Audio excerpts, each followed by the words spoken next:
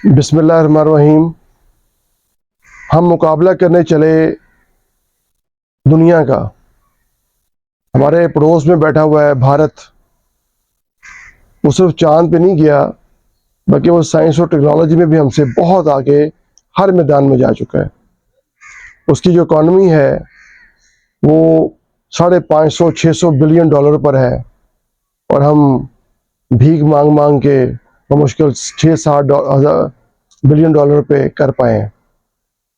जिन लोगों से हमें उम्मीदें हैं वो उन्हीं के मुल्क में जाकर G20 समिट जो हुई है, एक तरफ अमेरिकी सदर खड़ा हुआ है, एक तरफ शहजादा मोहम्मद बिन सलमान खड़ा हुआ है, और एक तरफ यही नरेंद्र मोदी खड़ा हुआ है जो मुसलमानों का कातिल भी है और दुश्मन भी है।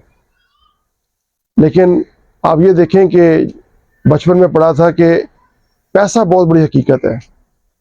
तो पैसा बहुत बड़ी हकीकत है, और आप देख लें कि दुनिया उन लोगों के साथ है जिनके पास मजबूत इकॉनमी है। उनके मसाइल हमसे कहीं ज़्यादा हैं।